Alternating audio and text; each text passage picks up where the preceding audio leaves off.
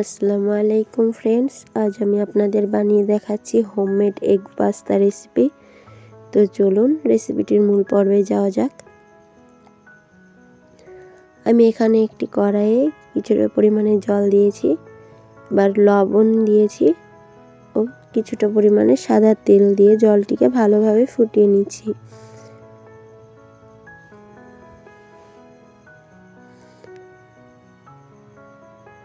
জলটি ভালোভাবে ফুটে এলে আমি পাস্তাগুলো দিয়ে বয়েল করে নিচ্ছি।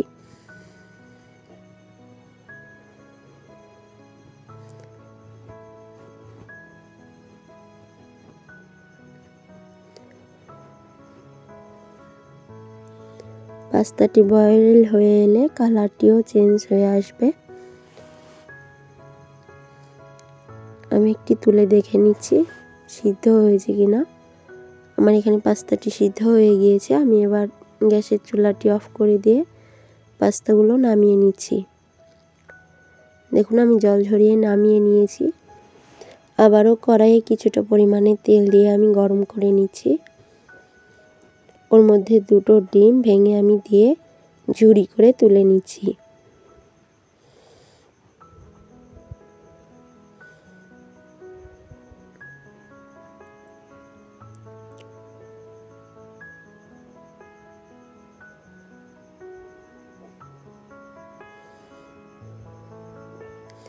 আমি তুলে নিচ্ছি।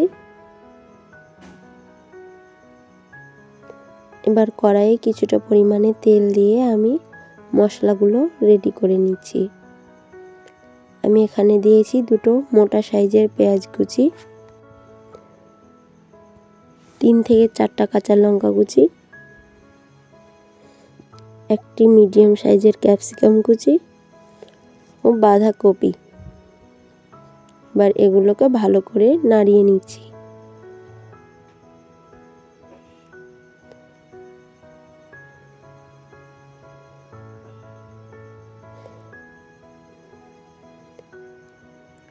নাড়িয়ে নেওয়া হয়ে গেলে আমি এই পর্যায়ে কিছুটা পরিমাণে লবণ অ্যাড করে দিচ্ছি, কিছুটা পরিমাণে হলুদের গুঁড়া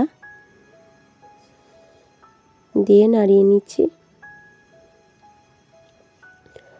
লবণটা আপনারা এই সময় অল্প করে দিয়ে রাখবেন, কারণ এতে সস ব্যবহার করা হবে, সসে লবণ দেওয়া থাকে। আমি আরও দিয়েছি ধনিয়া গুঁড়া ও জিরা গুঁড়া দিয়ে নাড়িয়ে নিয়ে দিচ্ছি টমেটো সস ও চিলি সস।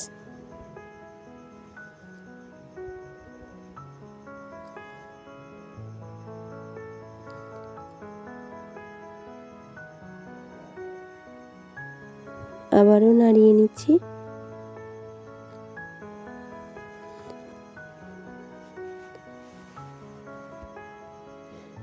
এই পর্যায়ে এসে দিচ্ছি বয়েল করে রাখা পাস্তা ও ঝুরি করে তুলে রাখা ডিম।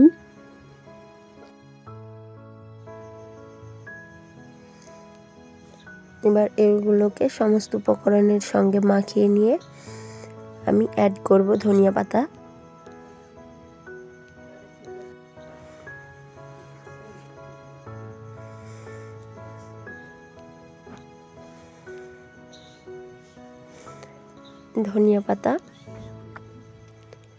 ধনিয়া পাতা দেওয়ার পর আবারও মাখিয়ে নিয়ে আমি কিছুক্ষণের জন্য কুক করে নেব, দেন চুলাটা অফ করে দেব।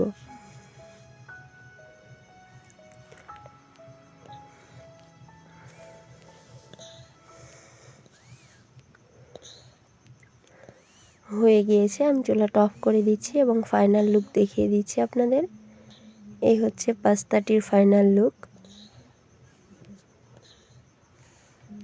ধন্যবাদ বন্ধুরা, যদি ভিডিওটি ভালো লেগে থাকে তাহলে অবশ্যই লাইক করবেন।